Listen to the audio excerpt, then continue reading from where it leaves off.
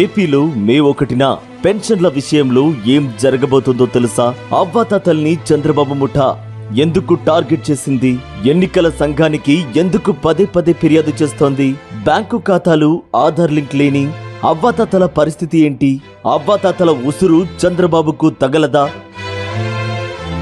పేదలు బాగుపడుతుంటే ఓర్వలేకపోవడం చంద్రబాబు నైజం. అవ్వాతాతలు ఆనందంగా ఉంటే సహించలేకపోవడం చంద్రబాబు దుర్బుద్ధికి పరాకాష్ట.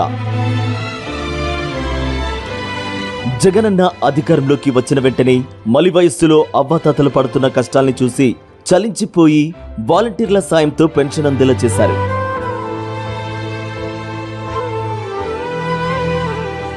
దుష్ట చతుష్టయం చంద్రబాబు ముఠా ఎన్నికల కోడ్ పేరుతో అవ్వాతాతల్ని టార్గెట్ చేసింది. ఈసీకి ఫిర్యాదు చేసి అవ్వాతాతల ఇళ్లకు వచ్చి మరీ పెన్షన్ అందించే వాలంటీర్లను మార్చి 31 నుంచి విధులకు దూరం చేసింది. దీంతో మండే ఎండలకు సచివాలయాలకు వెళ్లి క్యూలైన్లో నిలబడలేక 30 మందికి పైగా వృద్ధులు చనిపోయారు. అయినా మళ్లీ ఎల్లో ముఠా ఎన్నికల సంఘానికి ఫిర్యాదు చేయడంతో ఇప్పుడు ఈసీ డీబీటీ ద్వారా డైరెక్ట్ అవ్వాతాతల ఖాతాల్లో డబ్బులు వేయమంటోంది. అయితే గ్రామీణ ప్రాంతాల్లో ఎంతమందికి బ్యాంకు ఖాతాలున్నాయి? ఖాతాలున్న వారికి ఎంతమందికి ఆధార్ లింకులు ఉన్నాయి? ఖాతాలు లేని వారి పరిస్థితి ఏంటి? ఈ మండే ఎండలకు బ్యాంకుల చుట్టూ వాళ్ళు తిరగగలరా?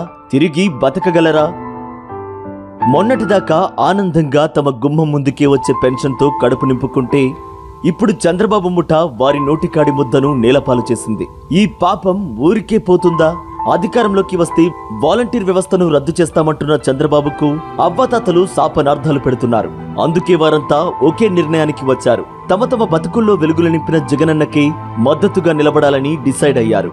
ఫ్యాన్ గుర్తుకే ఓటేసి మళ్లీ జగనన్నను ముఖ్యమంత్రిగా చేయాలని నిర్ణయించారు.